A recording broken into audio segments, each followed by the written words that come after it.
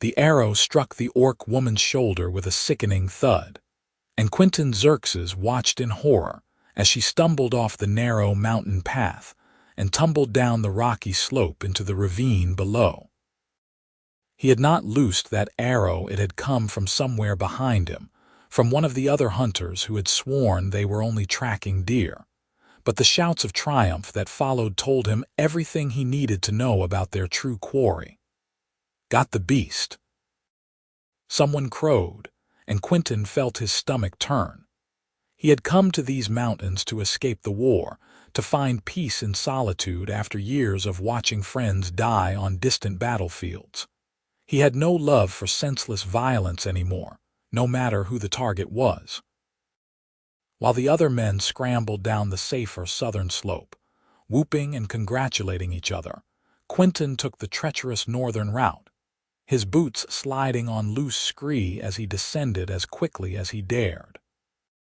The ravine was narrow and choked with brambles, the air cold enough that his breath misted before him.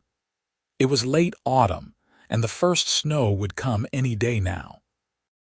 He pushed through the thorny undergrowth, ignoring the scratches on his hands and face, following the trail of disturbed earth and broken branches.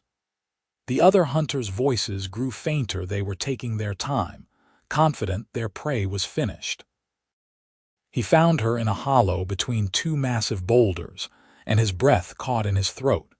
She was younger than he had expected, perhaps 20 summers at most, with skin the color of spring leaves and small tusks that barely protruded past her upper lip.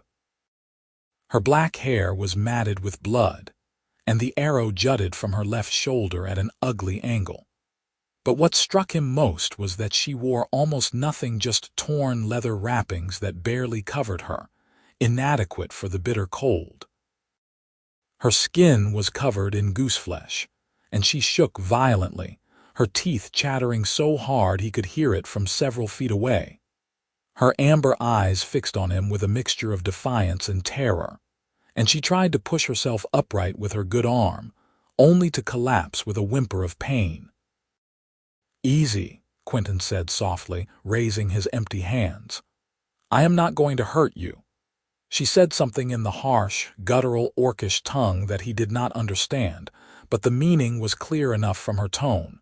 She did not believe him, and why should she? He wore the same hunting gear as the men who had shot her. The voices of the other hunters echoed off the ravine walls, closer now. Quinton made a split-second decision that would change everything. He shrugged out of his heavy wool coat, the one his mother had made for him before she died, lined with rabbit fur and dyed a deep forest green. The cold immediately bit through his linen shirt, but he ignored it as he moved slowly toward the orc woman, making sure she could see every movement. "You will catch your death out here," he said gently, kneeling beside her.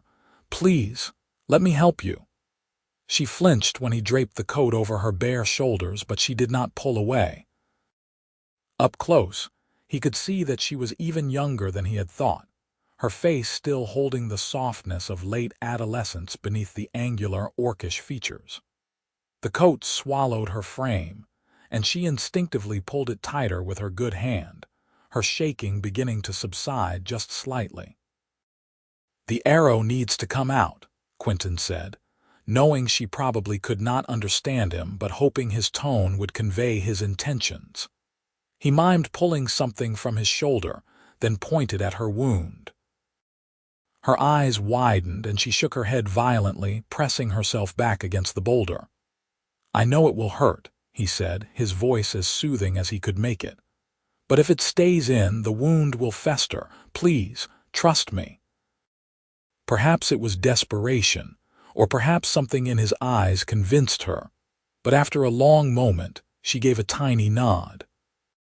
Quinton worked as quickly as he dared, breaking off the fletching first, then pulling the shaft through in one smooth motion while she bit down on a strip of leather from his belt to muffle her scream. Blood welled from the wound, and he packed it with moss and strips torn from his own shirt, binding it tight with the leather cord from his hunting bag. It was crude field medicine, but it would have to do. "Quinton, where did you get off to?" The voice of Marcus, the de facto leader of the hunting party, rang out from somewhere above them. The orc woman's eyes locked with his, wide with fear. She knew as well as he did what would happen if they found her alive. "Stay quiet," Quinton whispered, though again she could not understand the words. He pressed a finger to his lips and she nodded, clutching his coat around herself. He stood and climbed part way up the slope, positioning himself so he could see Marcus and two other men peering down into the ravine. "Down here," Quinton called back. "But I lost the trail. All this loose rock could have gone anywhere." Marcus spat. "Probably crawled off to die somewhere. These beasts are tough, but nothing survives a shot like that for long. Come on, it is getting dark and cold as a witch's tit." "We will come back tomorrow and look for the body." "You go ahead," Quinton said. "I am going to search a bit more. I will catch up." The other men grumbled but did not argue. They were cold and wanted to get back to the warmth of the village tavern. Quinton waited until their voices faded completely before returning to the hollow. The orc woman was trying to stand, using the boulder for support, but her legs kept buckling. She was too weak from blood loss and cold, and the sun was setting fast. The temperature would drop below freezing within the hour. "My cabin is not far," Quinton said, knowing it was useless but feeling the need to explain himself anyway. "I am going to carry you there. Do not fight me, please." When he moved to lift her, she did try to resist, pushing weakly at his chest with her good hand, but she had no strength left. He gathered her into his arms, surprised at how light she was despite her muscled build. How long had it been since she had eaten properly? She made a sound that might have been a protest or a sob, her head lolling against his shoulder as he began the difficult climb out of the ravine. The journey back to his cabin took nearly an hour in the gathering darkness. His arms burned with the effort, his shoulders screaming, but he did not stop. The orc woman drifted in and out of consciousness, occasionally murmuring something in her language that sounded like a question or a plea. Each time he answered in soft tones, telling her she would be all right, that she was safe now, even though she could not understand him. His cabin sat in a small clearing at the edge of the forest, a simple structure of rough-hewn logs with a stone chimney and a small barn for his horse and chickens. He had built it himself over the course of a summer, far enough from the village that he could have the solitude he craved, but close enough that he could trade his carpentry and hunting skills for supplies. He kicked open the door and carried her inside, laying her carefully on his own bed near the hearth.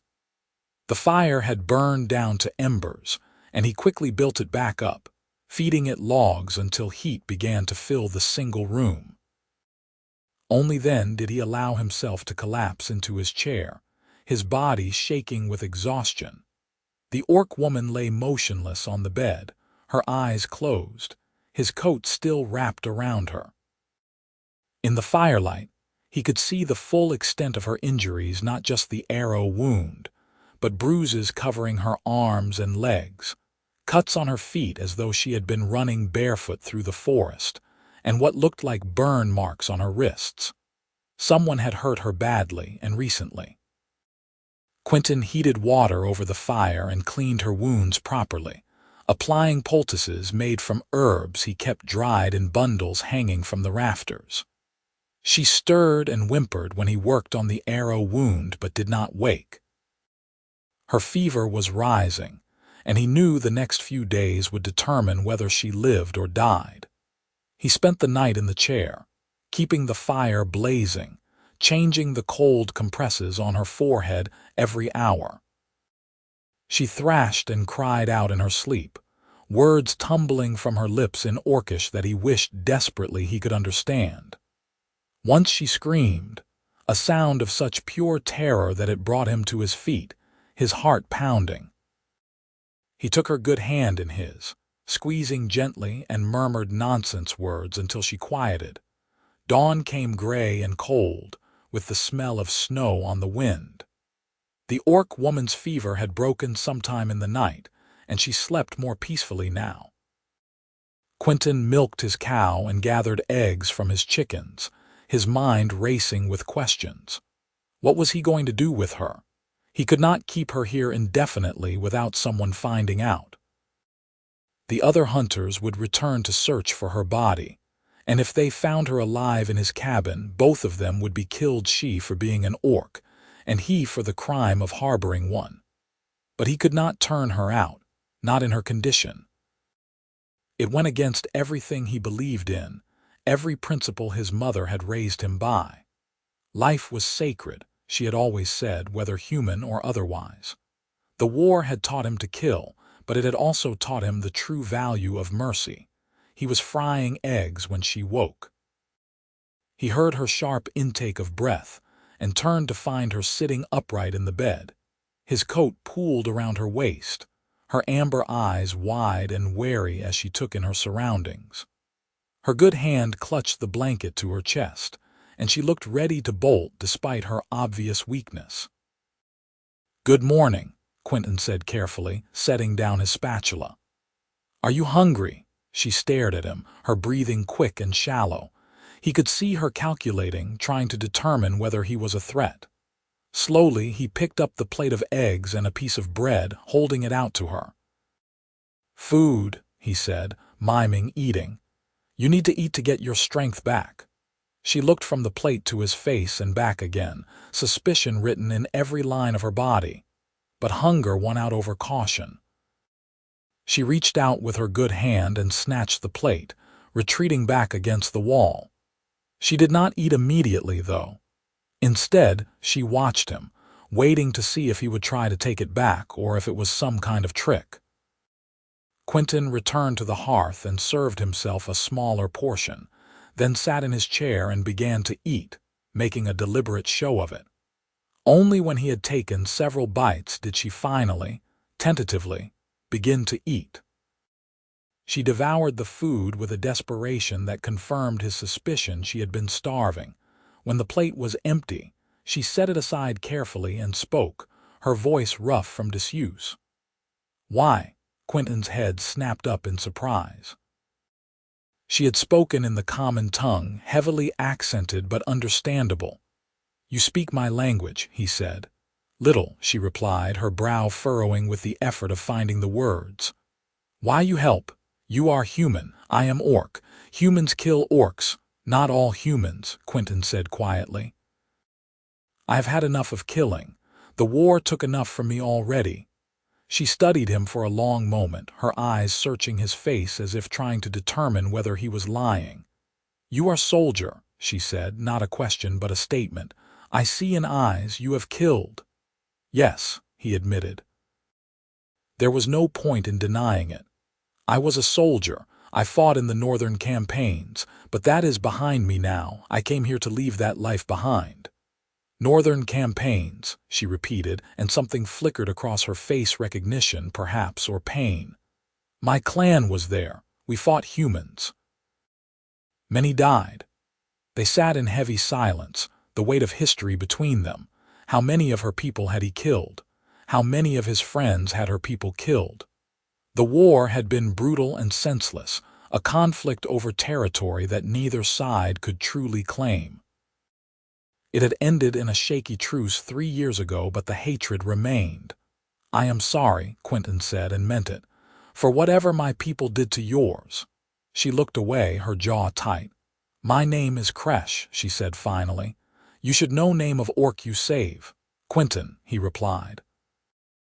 "Quinton Xerxes." "Quinton," she repeated, the syllables awkward in her mouth. "Why you save Kresh? You know humans will kill you if they find out." "Yes," he said simply, "but I could not let you die in that ravine. It would not have been right." Kresh shook her head slowly, as if she could not fathom his reasoning. "You are strange human." "So I have been told," Quinton said with a faint smile. Over the following days, a tentative routine developed. Cresh's shoulder healed slowly, the flesh knitting together cleaner than Quinton had dared hope. He changed her bandages twice daily, and she bore the pain with stoic silence, never crying out though he could see her jaw clenching and her good hand gripping the bed frame until her knuckles paled. She remained weak, sleeping long hours as her body fought off infection and repaired the damage. When she was awake, they spoke in halting conversations. Her common was better than she had initially let on, though she struggled with complex sentences and often had to resort to gestures or orcish words that Quinton tried to learn. He discovered that she was 19, that she had been cast out from her clan for refusing to participate in a raid on a human settlement, and that the burn marks on her wrists were from where her own people had bound her and left her to die in the forest as punishment for her defiance. "They say I have soft heart," she told him one evening, her voice bitter. "Say I am not true orc, but I do not think it is soft to refuse to kill children. Human children are still children." Quinton felt something twist in his chest. "You did the right thing," he said firmly. That took more courage than any raid ever could. She looked at him with an expression he could not quite read. "You truly believe that?" "Yes," he said, "with all my heart." As Kresh grew stronger, she began to help around the cabin despite Quinton's protests. She could not lift heavy objects with her injured shoulder, but she could stir the cooking pot, fold blankets, and sort through the herbs he had drying. She moved with an efficiency that spoke of a lifetime of hard work, and she refused to sit idle while he worked. "In my clan, everyone works," she said when he tried to make her rest. "I will not be burden." "You are not a burden," Quinton insisted. "You are injured. You need time to heal." But she was stubborn, and he soon learned it was easier to let her do light tasks than to argue with her. The first snow fell on her 5th day in his cabin. Quinton woke to find the world transformed, everything blanketed in white. It was beautiful, but also concerning the hunters would be back soon, snow or no snow. They would want proof of their kill, and they would search thoroughly. He was standing at the window, watching the snow fall, when Kresh came to stand beside him.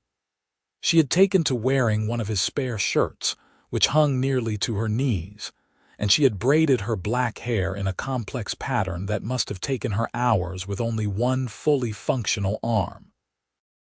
"Pretty," she said softly, looking out at the snow. "We do not get much snow in the lowlands where I grew up." "I find it peaceful," Quinton said. "Everything looks clean and new." She glanced at him. "You are worried, I can see it in face." He sighed. There was no point in hiding it from her. "The men who shot you will come back. They will want to find your body to prove their kill if they find you here alive." "I will leave," Kresh said immediately.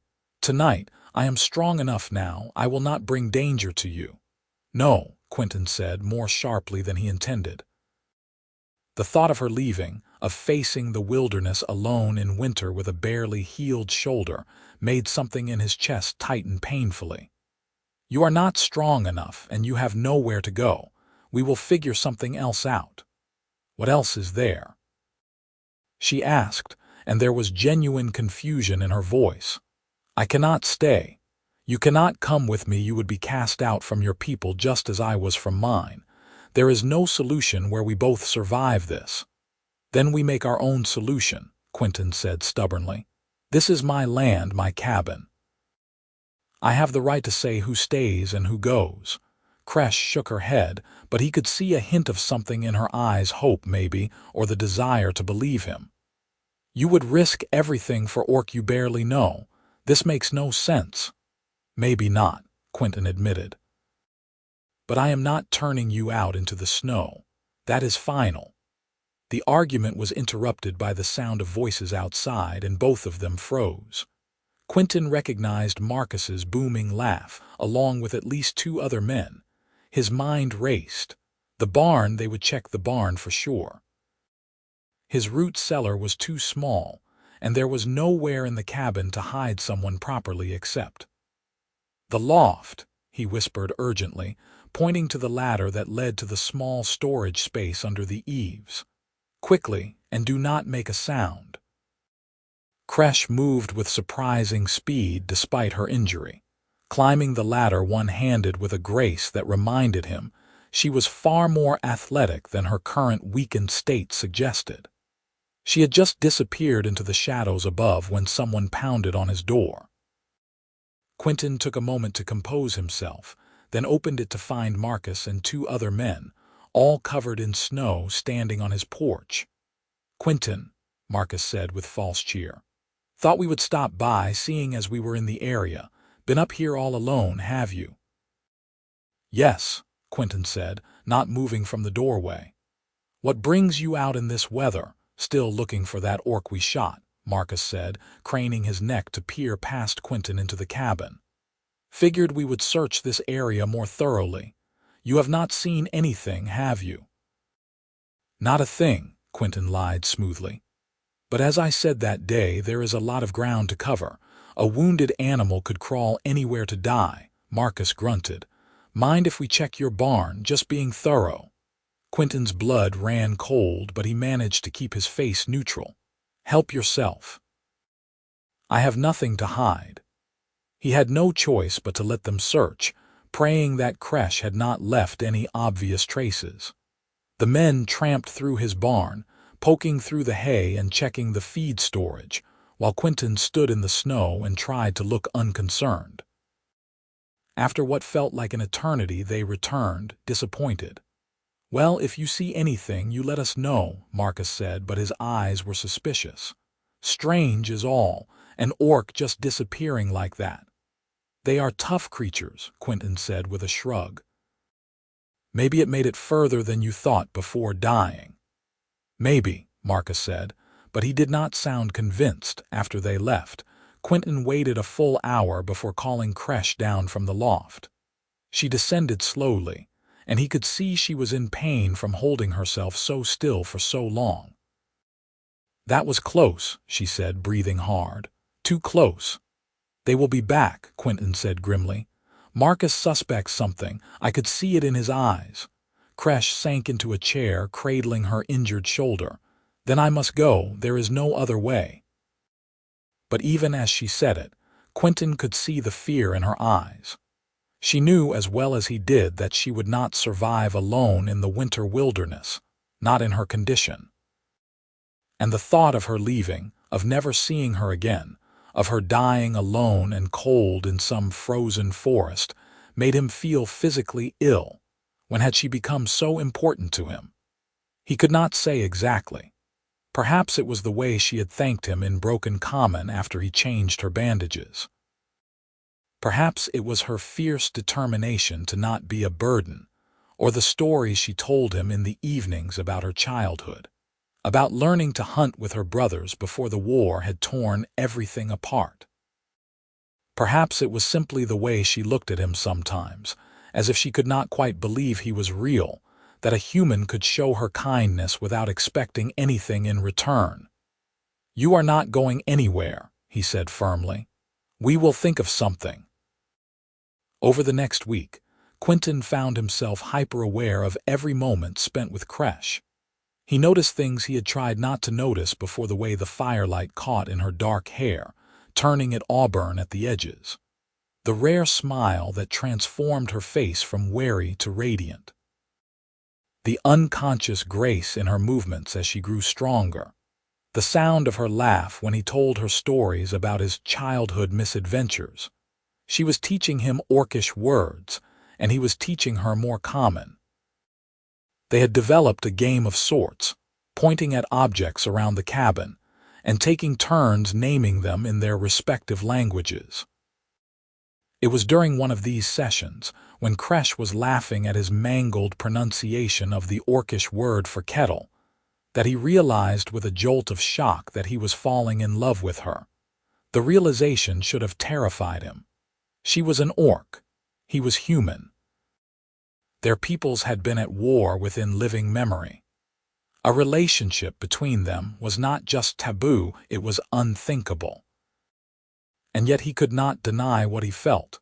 The way his heart lifted when she smiled at him, the way he found excuses to be near her, the way he lay awake at night in his makeshift bed by the fire, knowing she was sleeping just a few feet away. He thought he had hidden his feelings well, but Kresh was more perceptive than he gave her credit for. One evening, as they sat by the fire after dinner, she turned to him with an expression that was part curiosity, part something else he could not quite name. "Why do you look at me like that?" she asked softly. Quinton felt heat rise to his face. "Like what?" "Like you are trying to memorize my face," she said. "Like you are afraid I will disappear." He could have denied it, should have denied it. Instead, he found himself saying, "Because I am afraid you will. Disappear, I mean. Every day I wake up expecting Marcus and his men to come back, to find you, to take you away. Or expecting you to decide you have recovered enough to leave. And the thought of either of those things happening makes me feel like I cannot breathe." Kresh stared at him, her amber eyes wide. "Quinton, I know it is impossible," he continued, the words tumbling out now that he had started. "I know nothing can come of it, but I cannot help how I feel. You are brave and kind and strong, and you make me laugh, and when I am with you, I feel more alive than I have in years. And I am sorry if that makes you uncomfortable, but you asked, and I cannot lie to you." For a long moment she said nothing. Then slowly she reached out and took his hand in hers. Her palm was calloused from years of hard work, warm and solid against his. "Not impossible," she said quietly. "Just very difficult, but I feel same way. I think I have felt this way for days now, but I was afraid to admit it, afraid of what it means." Quinton's heart was pounding so hard he was sure she could hear it. "What does it mean?" "It means we are both fools," she said, but there was warmth in her voice and the hint of a smile on her lips. "It means we want something that world says we cannot have, but when has that ever stopped anyone from wanting it?" He reached up with his free hand slowly, giving her time to pull away. When she did not, he cupped her cheek, marveling at the softness of her skin despite its unusual color. She leaned into his touch, her eyes fluttering closed for just a moment. "I have never felt this way before," Quinton admitted. "Not in all my 28 years. I did not think I was capable of it anymore after the war." "I am 19, Kresh said with a rueful smile, "and I have never felt this way at all. In my clan, marriages are arranged for political alliances. Love is not part of the equation. I used to think it was just something from human fairy tales." "It is real," Quinton said, his thumb brushing over her cheekbone. "What I feel for you is real." She opened her eyes, and the vulnerability he saw there nearly undid him. "Show me," she whispered. He leaned in slowly, giving her every opportunity to change her mind. When their lips met, it was tentative at first, uncertain. Her tusks were small enough that they did not interfere, and after the first awkward moment of adjustment, the kiss deepened into something warm and right and perfect. When they finally pulled apart, both breathing hard, Kresh rested her forehead against his. "What are we going to do?" she asked. "This does not change anything. We still cannot be together openly. We still have to hide." "Then we hide," Quinton said fiercely. "We make it work somehow." "I will not give you up, Kresh. Not to Marcus and his men, not to your clan if they come looking, not to anyone. You are mine now and I am yours, and that is all that matters." She laughed, a sound caught between joy and tears. "So stubborn. This is probably why you survived the war." "That, and an unhealthy amount of luck," he agreed with a grin. They sat together by the fire, holding hands, talking in low voices about impossible futures and improbable hopes. Quinton knew that the road ahead would be difficult, that they would face opposition and danger at every turn. But for the first time since coming to this mountain cabin, he felt like he had something worth fighting for again. The next morning, Quinton woke to find Kresh already up, standing at the window and looking out at the snow with a troubled expression. "What is wrong?" he asked, joining her. "Look," she said, pointing. "Tracks in the snow. Not animal tracks, but boot prints leading from the tree line toward the cabin, then circling around toward the barn before heading back to the forest." "Someone was watching," Quinton said, his blood running cold. "Last night while we were inside." "Marcus?" Kresh asked. "Probably. Or one of his men." Quinton cursed under his breath. "We need to be more careful. No lights showing after dark. We need to make it look like I am alone here." But being more careful became increasingly difficult as winter deepened. Kresh could not stay hidden in the loft all the time, and the cabin was small enough that any visitor who got inside would immediately know someone else was living there. Quinton took to keeping his hunting bow by the door, and he slept lightly, waking at every sound. 3 weeks after their first kiss, the confrontation they had been dreading finally arrived. It was early evening, and Quinton was outside splitting wood when he saw Marcus approaching on horseback, accompanied by the village priest and 2 other men. The presence of the priest sent a chill down his spine. This was not a casual visit. "Kresh," he called urgently toward the cabin. "Hide. Now." She appeared in the doorway, took one look at the approaching riders, and vanished back inside. Quinton forced himself to continue splitting wood as if nothing was wrong, only stopping when the men were close enough to call out to.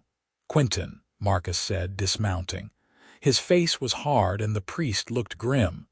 "We need to talk." "About what?" Quinton asked, keeping his tone casual even as his hand itched to reach for the axe. "About the orc we have been tracking," Marcus said.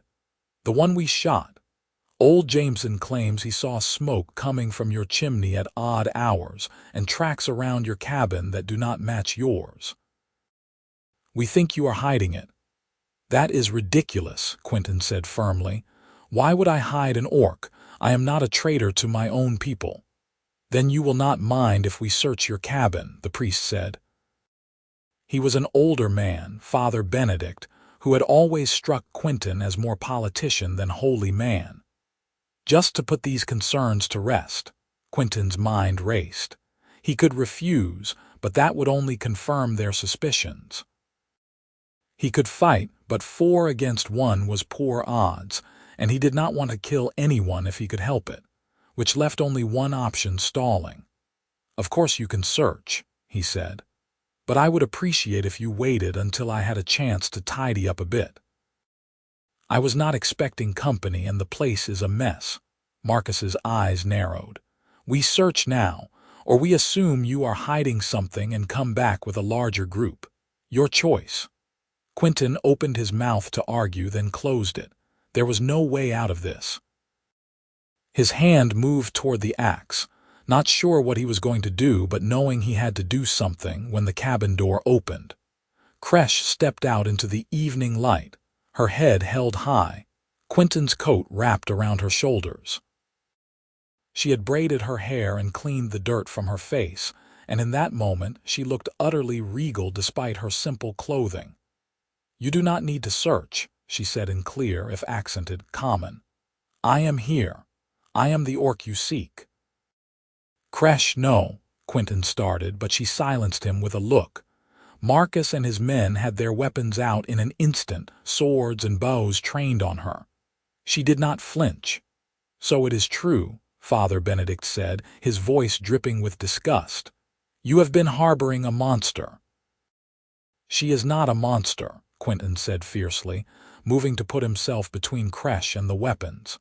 "She is a person, and she was injured and freezing. I could not leave her to die." "You could and you should have," Marcus spat. "Do you know what the penalty is for aiding an orc? Especially during this fragile peace. You will be hanged, Quinton, and the creature will be killed on the spot." "Then you will have to kill me first," Quinton said, his voice steady despite the fear coursing through him, "because I am not letting you take her. Are you mad?" Father Benedict demanded. "She is an orc. They are barely more than animals.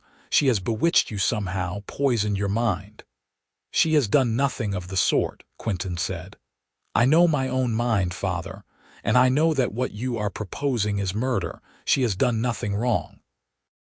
She was exiled from her own clan for refusing to raid human settlements, for refusing to kill children. Does that sound like a monster to you? That gave some of the men pause. He could see it in their faces. But Marcus remained unmoved. Even if that is true, the law is clear, he said. Orcs are not permitted in human territories without special dispensation from the territorial governor. She is here illegally, and you are harboring her illegally. Both are capital crimes. Please, Kresh said, stepping forward. Quinton speaks truth. I mean no harm to any human. I was dying in forest when he found me. He saved my life. The fault is mine, not his. Take me, punish me, but let him live. He has done nothing but show mercy. Kresh, stop, Quinton said desperately, grabbing her hand. I will not let you die for me, she said softly, squeezing his hand. You have given me more than I ever thought possible. You have shown me that not all humans are monsters, that there can be kindness in the world. That is enough. That is more than enough. No, Quinton said, his voice breaking. It is not enough. I love you, do you understand that? I love you, and I am not letting them take you. The words hung in the air, and for a moment everyone was stunned into silence. Marcus's jaw had actually dropped open, and Father Benedict looked like he was going to be sick. You love it. Marcus said finally, disbelief and horror warring in his voice. Quinton, what has happened to you? You were a good soldier, a good man. This creature has destroyed your mind. She has done nothing but heal it, Quinton said quietly. The war broke something in me. I came here to die slowly, to drink myself to death in solitude where no one would have to watch. But Kresh gave me a reason to live again. She is brave and compassionate and everything good in this world. If loving her makes me a traitor, then so be it. I will wear that title proudly. Father Benedict shook his head. This is heresy and treason both. Marcus, seize them both. We will let the governor decide their fate. But before anyone could move, an arrow thudded into the ground at Marcus's feet. Everyone spun to see a figure emerging from the tree line, an orc man, tall and heavily muscled, with scars crossing his green face and an enormous bow in his hands. Behind him, 3 more orc warriors appeared, all armed. Kresh, the lead orc said in rumbling orcish. We have been searching for you. Kresh's face had gone pale. She responded in the same language, too fast for Quinton to follow with his limited vocabulary, but he caught a few words. Brother, exile, mistake. The orc warrior, her brother, apparently looked at Quinton with an unreadable expression. He said something else in orcish, and Kresh shook her head violently, clutching Quinton's hand tighter. My brother Thrax says I must return to the clan, Kresh translated, her voice shaking. He says the elders have reconsidered my exile, that they need warriors and are willing to forgive my disobedience. What did you tell him? Quinton asked. I told him I have no clan anymore, Kresh said, that I have found a new life here. Thrax growled something, and Kresh's expression became defiant as she responded. The exchange grew heated, both of them gesturing emphatically, until finally Thrax turned his attention to Quinton. You are the human who saved my sister, he said in heavily accented but understandable common. His voice was like gravel scraping together. Yes, Quinton said. Why? It was the same question Kresh had asked that first day. Quinton gave the same answer he had given then. Because it was the right thing to do. Thrax studied him for a long moment, then looked at his sister. He said something in orcish, and whatever it was made Kresh's eyes widen. He says he can see that I have chosen my path, she translated. And that if I truly wish to stay here with you, he will not force me to return. But he warns that this path will be difficult, that neither humans nor orcs will accept us, that we will be outcasts from both worlds.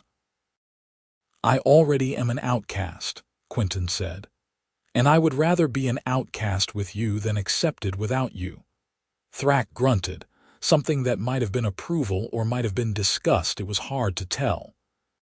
He turned to Marcus and the other humans, who had been watching this exchange with weapons still drawn but looking increasingly uncertain.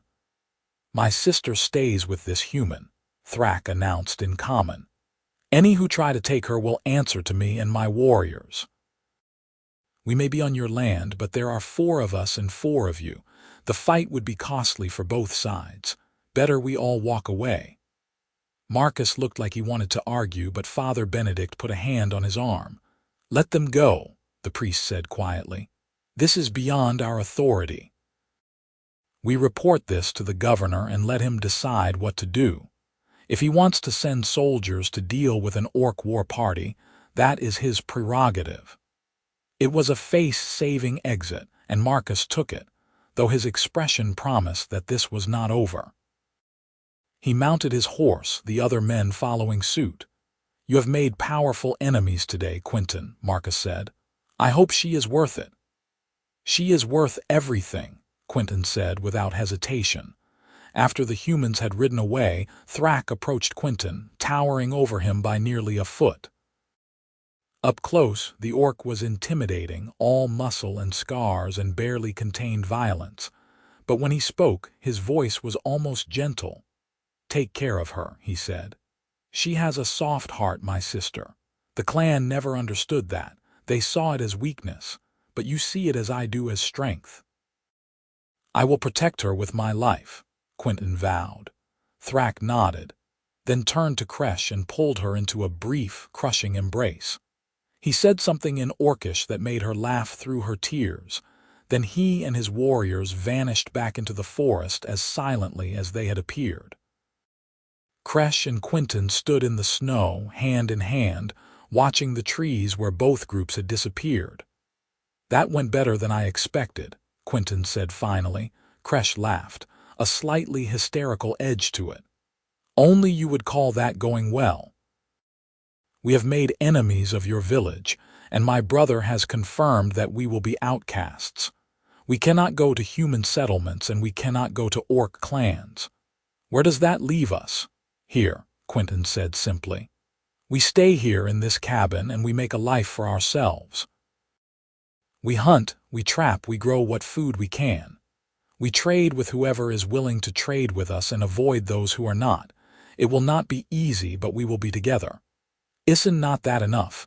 Kresh looked up at him, her amber eyes shining with tears. More than enough, she whispered. You are more than enough. They went inside, barring the door behind them, and that night they held each other close, finding comfort in shared warmth and whispered promises. Outside, the snow continued to fall, blanketing the world in white, muffling all sound. It felt like they were the only 2 people in existence, isolated from both their peoples, creating something new between them. The governor's soldiers came 2 weeks later.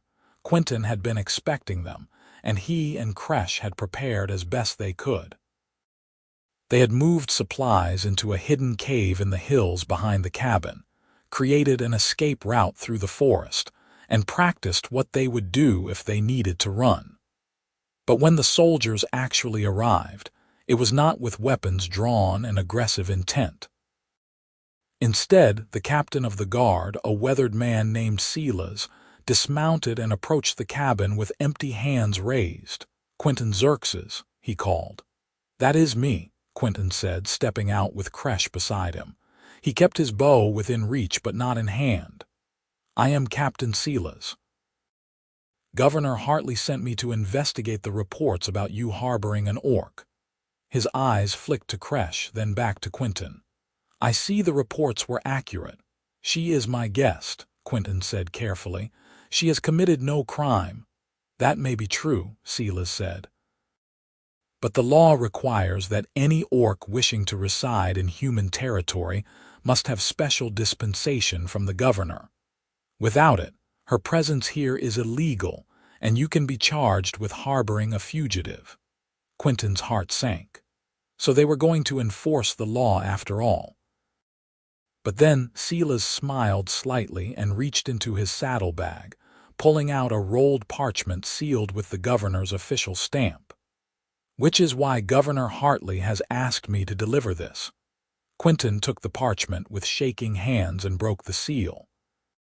The language was formal and full of legal terminology, but the essence was clear. Kresh, daughter of no clan, was hereby granted special dispensation to reside on the property of Quinton Xerxes for a period of 1 year, renewable upon review. Furthermore, Quinton was granted the right to employ her as a laborer, which provided legal cover for her presence. "I do not understand," Quinton said, looking up at Silas in confusion. "Why would the governor grant this?" Silas shrugged. "The governor is a practical man. He knows that the peace between our peoples is fragile, and that acts of mercy and understanding do more to strengthen it than acts of violence and hatred. Your story reached his ears, about how you saved an orc who had been exiled for refusing to attack human children. He decided that this was the kind of story that should be encouraged, not punished. He is also aware that there are orc clans in the area, and that antagonizing them by executing you and your lady friend could lead to renewed hostilities. This way, everyone wins." "This is just for 1 year," Kresh pointed out, her English much improved after weeks of practice.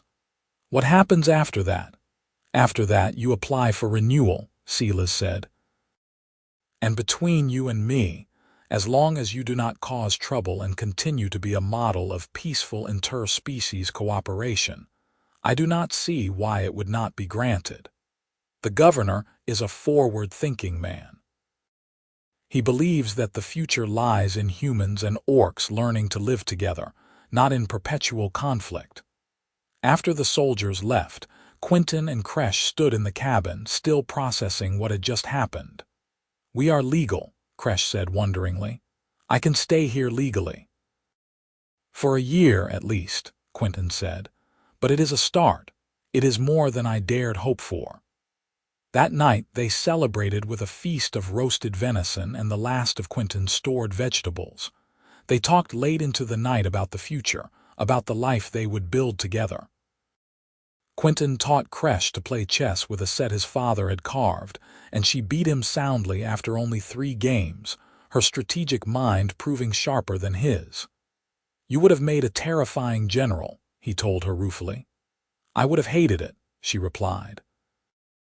"I am glad those days are behind me." As winter gradually gave way to spring, Quinton and Kresh fell into a comfortable rhythm. She helped with the spring planting, her strength returning fully as her shoulder healed. They expanded the garden, built a new chicken coop, and repaired the barn roof. Occasionally, travelers would stop by, drawn by curiosity about the human man living with an orc woman. Some were hostile, but most were merely curious, and a few were even friendly. One such visitor was a young human woman named Jenna Dalton, who ran a trading post in the nearest town. She arrived one spring morning with a wagon full of supplies and a business proposition. "I have been hearing about you too," she said frankly, looking between Quinton and Kresh. "About how you are making a life together despite everything. It has given me an idea. There are orc clans in the mountains who have goods to trade furs, herbs, worked leather, but who do not trust human traders enough to come down to the settlements. And there are human craftsmen whose goods the orcs want, but cannot easily obtain. You two are in a unique position to act as intermediaries. You have the trust of both sides." It was an inspired idea, and after discussing it, Quinton and Kresh agreed to try. They made trips into the mountains to meet with various orc clans, with Kresh acting as translator and negotiator. Her story had spread among her people, and while some viewed her with suspicion or contempt, others admired her courage in choosing her own path. They brought back goods which they then traded to Jenna, who distributed them to human merchants. In return, they received supplies they needed plus a small profit. The business grew steadily. Within a few months, they were making regular trips, and their cabin had become a de facto trading post. Orc and human traders would meet there on neutral ground, with Quinton and Kresh facilitating exchanges. It was not without tension. There were heated words and near conflicts, but violence was rare, and gradually, bridges were built. One evening in early summer, after a particularly successful trading day, Quinton and Kresh sat on the porch of their cabin watching the sunset. The valley below was painted in shades of gold and crimson, and the air was warm and sweet with the scent of wildflowers.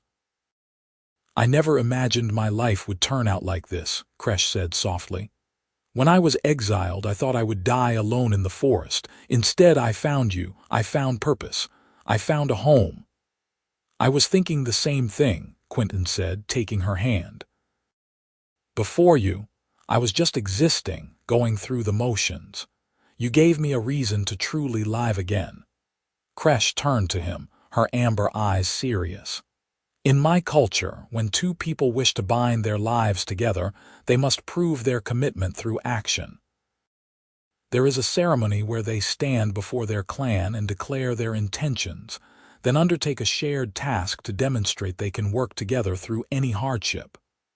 "We have already done the hardship part," Quinton said with a slight smile. "Several times over." "Yes," Kresh agreed. "But we have never formally declared our intentions. In your culture, I believe this is done through marriage. Is that correct?" Quinton's heart began to pound. "Yes. A man and woman stand before their community and vow to love and support each other for the rest of their lives."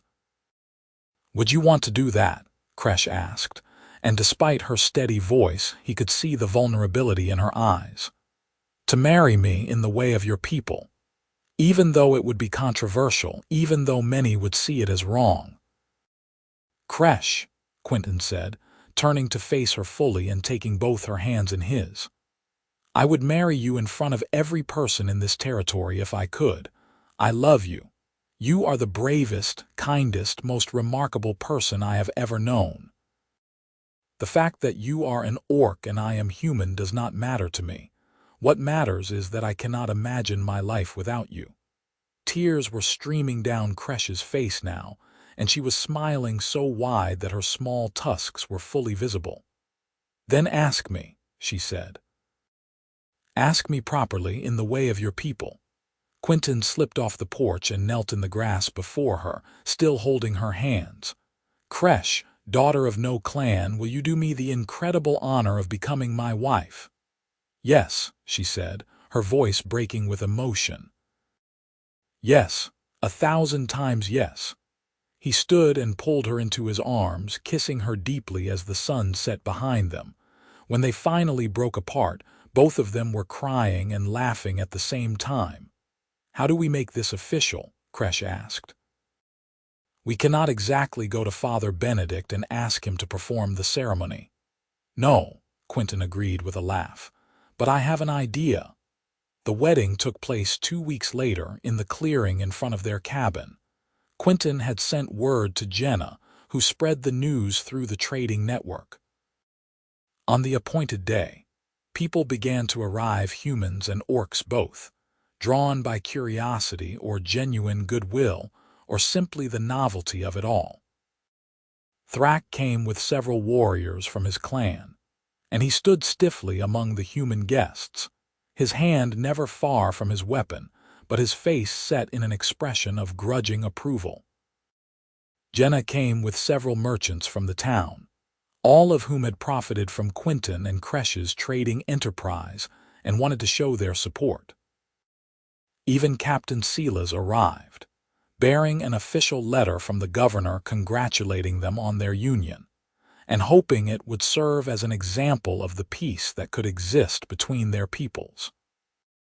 Father Benedict had refused to perform the ceremony, so Quinton and Kresh wrote their own vows, blending human and orc traditions. They stood before the assembled crowd and spoke of their love, their commitment, and their hope for a future where more people could choose love over prejudice. "I vow to stand by your side through hardship and joy," Quinton said, his voice carrying across the clearing. "To respect your strength and support your dreams. To build a life with you that honors both our peoples." "I vow to love you fiercely and without reservation," Kresh replied in both Orcish and Common. "To be your partner in all things, your comfort in dark times, and your companion in adventure. To prove through our life together that love knows no boundaries." They exchanged rings that Quinton had forged himself from silver ore he had mined in the mountains. Simple bands engraved with interlocking patterns that represented the weaving together of their two lives. When they kissed to seal the vows, the crowd erupted in cheers and applause, though whether all of it was entirely genuine, Quinton could not say and did not particularly care. The celebration that followed was unlike anything the valley had ever seen.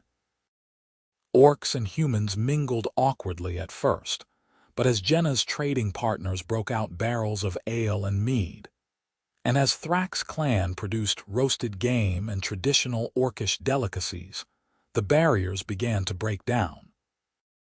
There was music, human fiddles and Orcish drums creating a strange but compelling harmony, and dancing and storytelling late into the night. Quinton watched it all with a sense of wonder, standing with his arm around his wife's waist. His wife. The word felt foreign and perfect all at once. "Look what we have created," Kresh said softly, gesturing to the scene before them. Humans and orcs celebrating together, sharing food and drink and stories. Maybe Thrak was wrong, maybe we do not have to be outcasts, maybe we can be bridge builders instead. "Maybe," Quinton agreed. "Though I suspect there will always be those who oppose what we represent. We will face challenges, probably for the rest of our lives." "Let them come," Kresh said fiercely. "We have faced worse and survived. Together we can face anything." As the celebration wound down and the guests began to depart, Thrak approached the newlyweds. He looked uncomfortable, shifting his weight from foot to foot in a way that seemed at odds with his fierce appearance. "My sister," he said in Orcish, which Quinton could now understand well enough to follow. "I was wrong when I said you were weak for refusing to fight.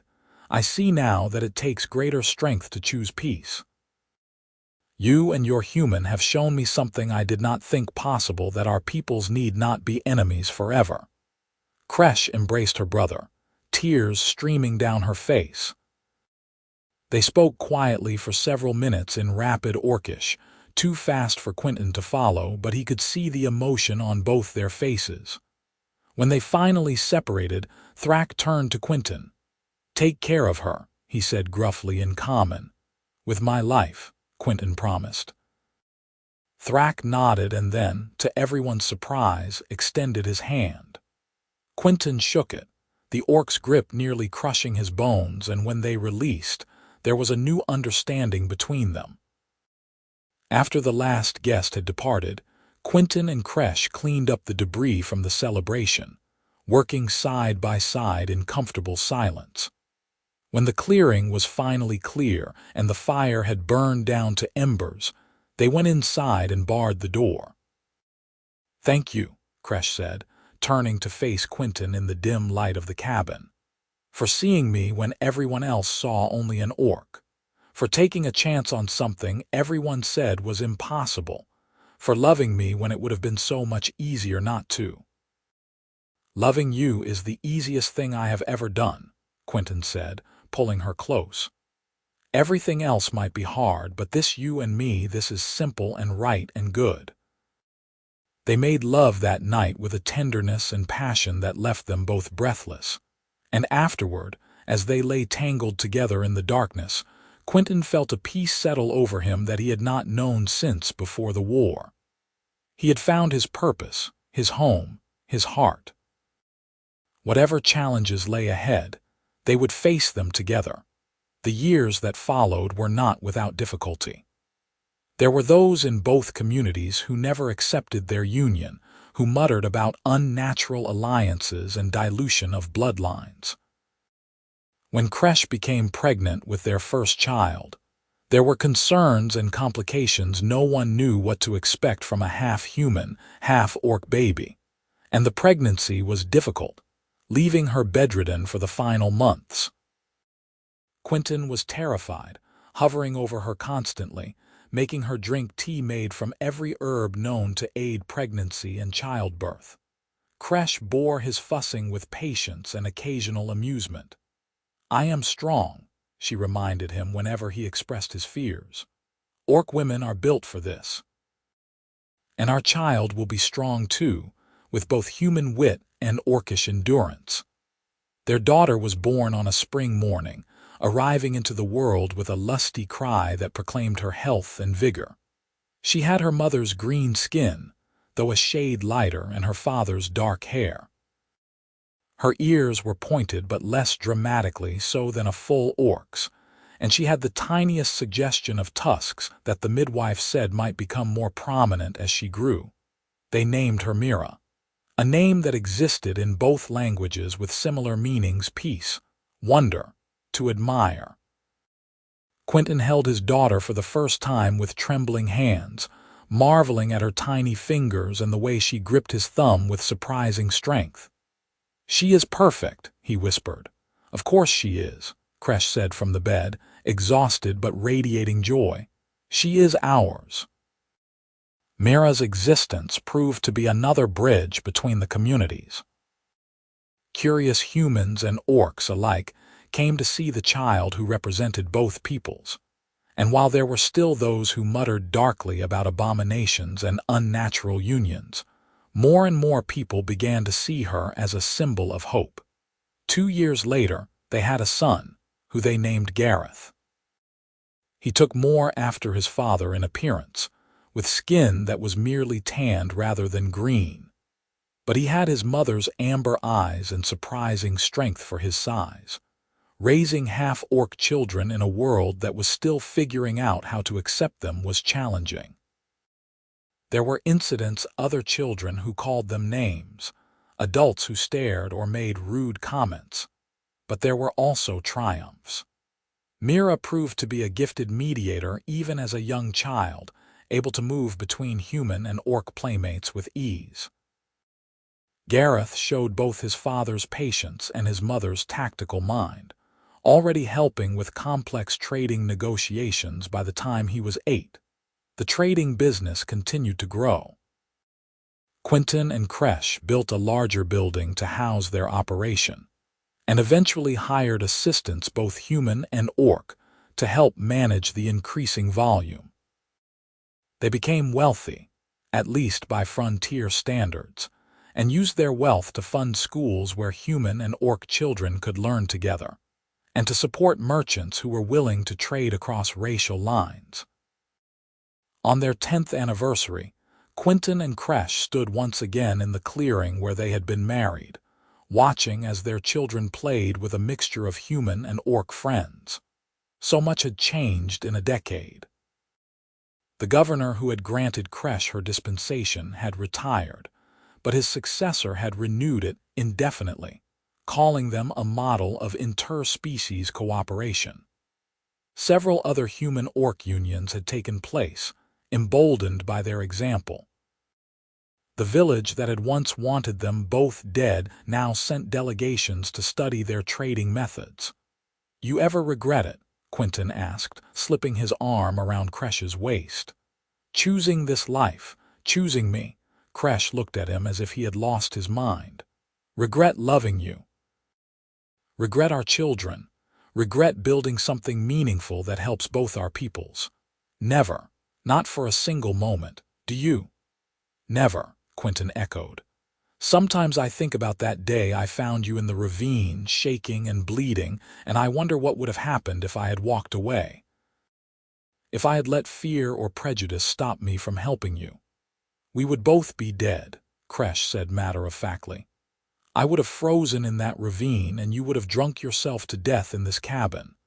Instead, we are here, alive and happy and surrounded by family and friends. You saved me that day, Quinton. In every way a person can be saved.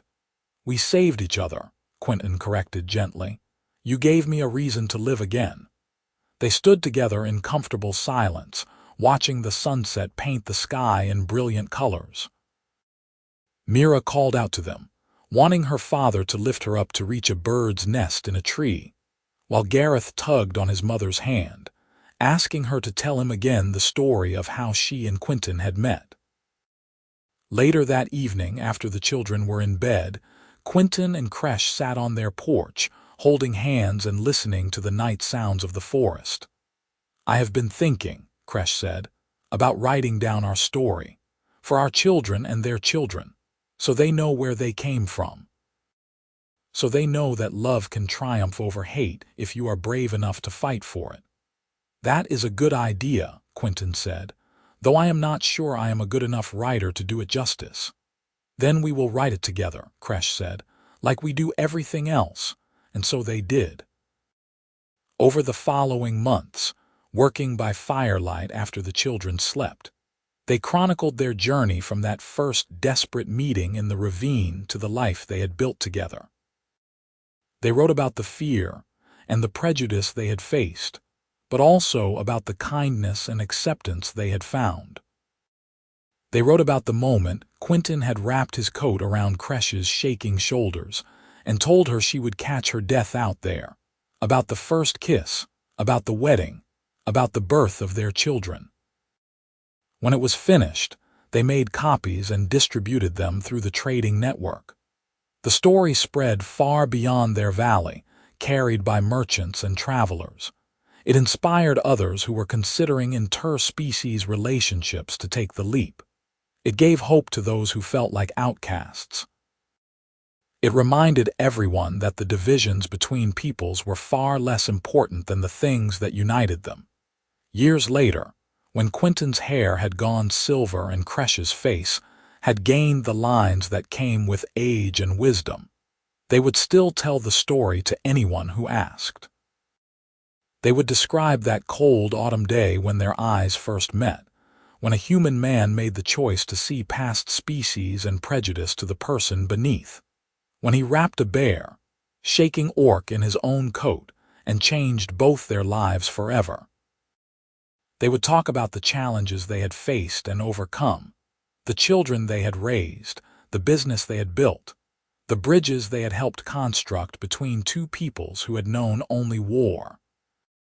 They would smile at each other across the table, with the easy affection of couples who had weathered decades together, who had chosen each other every day despite a world that told them they should not. And they would always end the story the same way, with Kresh taking Quinton's hand and saying, "We are proof that love does not see species or skin color. It sees only the heart, and when two hearts recognize each other, nothing else matters." On a crisp autumn day in their 25th year of marriage, Quinton and Kresh stood once more in the clearing, this time for their daughter Mira's wedding. She was marrying a kind young man, fully human, who loved her without reservation and saw her mixed heritage not as a complication but as a gift. Half the guests were human, half were orc, and no one thought it strange anymore. Watching his daughter recite her vows, Quinton felt Kresh squeeze his hand. He looked at her, saw the tears streaming down her face, and felt his own eyes growing wet. "Our grandbabies will be even more mixed," Kresh whispered. "Quarter orc, 3/4 human. And maybe they will have children with full orcs or other mixed-race people. Within a few generations, the lines will blur so completely that no one will remember why it mattered." "That is a beautiful thought," Quinton said. "It is a legacy," Kresh corrected. "Our legacy. We did not just build a life together. We helped build a future where love matters more than prejudice." After the ceremony, as the celebration began, Thrak approached them. He was an old orc now, his face heavily lined and his hair gone white, but he still carried himself with warrior pride. "My sister," he said in Orcish. You were always the wisest of us. I see that now. Your children and grandchildren will inherit a better world than we knew. That is because of the choice you made all those years ago to trust a human who showed you kindness." "No," Kresh said gently. "It is because of the choice Quinton made to see me as a person worth saving. Everything else followed from that one act of mercy." Thrak turned to Quinton, and for the first time in all the years they had known each other, smiled. "I am glad my sister found you human. You have been good for her, and good for all of us." "The feeling is mutual," Quinton said, returning the smile. As the sun set on the celebration, turning the sky shades of orange and purple, Quinton and Kresh slipped away from the crowd and walked to the spot where their cabin had once stood. They had built a larger house years ago to accommodate their growing family, but they had preserved the original cabin as a kind of monument to their early days together. They stood hand in hand, looking at the weathered structure, and Quinton found himself thinking about the man he had been 25 years ago. Broken, bitter, full of hate and despair. And he thought about the orc woman he had found dying in a ravine, who had been just as broken and desperate as he was. "You remember," he said softly, "that first morning when I gave you eggs and you were so suspicious that you would not eat until I had eaten first?" Kresh laughed. I remember thinking that you were either the kindest human I had ever met or the most devious, luring me in with food only to kill me later. And now I know you are just genuinely kind," she said, leaning her head on his shoulder. "Sometimes annoyingly so. You give away half our profits to charity and take in every stray creature you find." "I learned from the best," Quinton said, kissing the top of her head. "You were my first stray after all." They stood together as the last light faded from the sky and the stars began to emerge, one by one, like diamonds scattered across black velvet.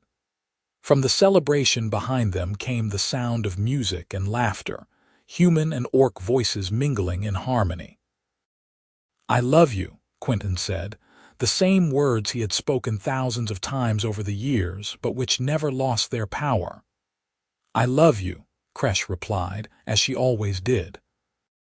And there, in the darkness, surrounded by the evidence of the life and legacy they had built together, they kissed as they had that first time all those years ago, with tenderness and passion, and the absolute certainty that they had found in each other something precious and rare, and worth every hardship they had endured to protect it. They had started with nothing but a coat offered in kindness, and a desperate hope that love could bridge the gap between two worlds. They had built from that foundation a family, a business, a community, and a future bright with possibility. They had proved that the walls between peoples were not as solid as they seemed, that they could be dismantled one act of compassion at a time.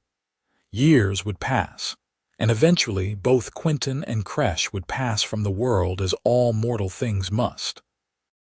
But their story would live on, told and retold, inspiring new generations to choose love over fear, acceptance over prejudice, hope over despair.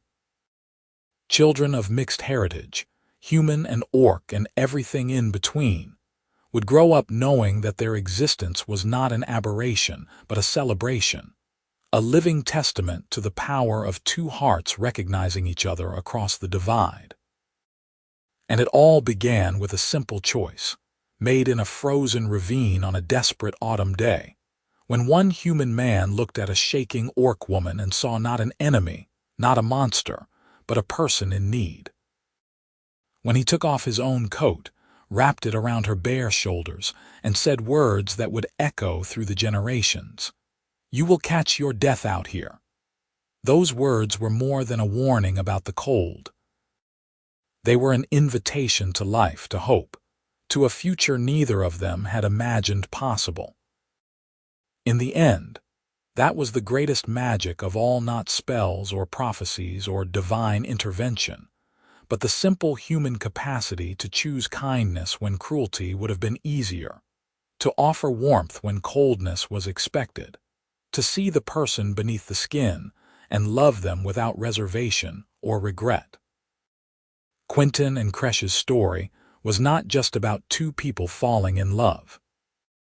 It was about the courage required to love in the face of opposition, the strength needed to build a life when the whole world says it cannot be done, the faith required to believe that tomorrow can be better than today if you are willing to fight for it. And as their grandchildren played in the clearing where they had been married, as human and orc children laughed together without thinking twice about their differences, as young couples of mixed heritage held hands and dreamed of their own futures, the truth of that story became clear. Love had won. Not easily, not quickly, but completely and irrevocably. The world Quinton and Xerxes had dreamed of had become reality, one small choice at a time, one act of kindness building upon another until the weight of compassion outweighed the burden of hate. Their legacy was not written in stone or celebrated with monuments. It lived in the hearts of every person who chose to see past difference to shared humanity, every couple who refused to let prejudice dictate who they could love, every child who grew up believing that the color of someone's skin mattered less than the content of their character. And so the story ended where it began, with an act of unexpected kindness on a cold autumn day, with a coat offered and accepted, with two souls finding each other in the most unlikely of circumstances, and building from that moment a love that would change the world. It was a small story in many ways, just two people against the vastness of history and prejudice. But it was also the biggest story of all, because it proved that change was possible, that love could triumph, and that the future belonged to those brave enough to imagine it differently. Quinton had wrapped the bear, shaking Orc in his own coat, and told her she would catch her death out there. But in saving her life, he had saved his own. In offering her warmth, he had found the fire that would light the rest of his days. In choosing mercy over indifference, he had discovered a love that would transcend death itself, living on in their children and grandchildren, and all those who heard their story and dared to believe that they too could choose love over fear. It was, in the end, a simple story. But the simple stories are often the most profound, the ones that remind us of our capacity for good, our potential for growth, our ability to change not just ourselves but the world around us.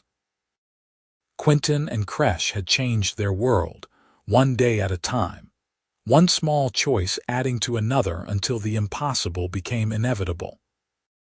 And on cold autumn nights, when the wind howled through the valley and the first snow threatened to fall, people would gather around fires and tell the story of the human and the orc who had loved each other against all odds, who had built a bridge between warring peoples with nothing but courage and compassion, and an unwavering belief that love was stronger than hate. They would tell of that first moment when Quinton had wrapped his coat around Xerxes' shaking shoulders, and children would lean forward, their eyes wide with wonder, learning the lesson that had sustained two peoples through generations of peace.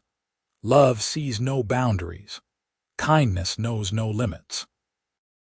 And sometimes, the smallest act of mercy can change the course of history.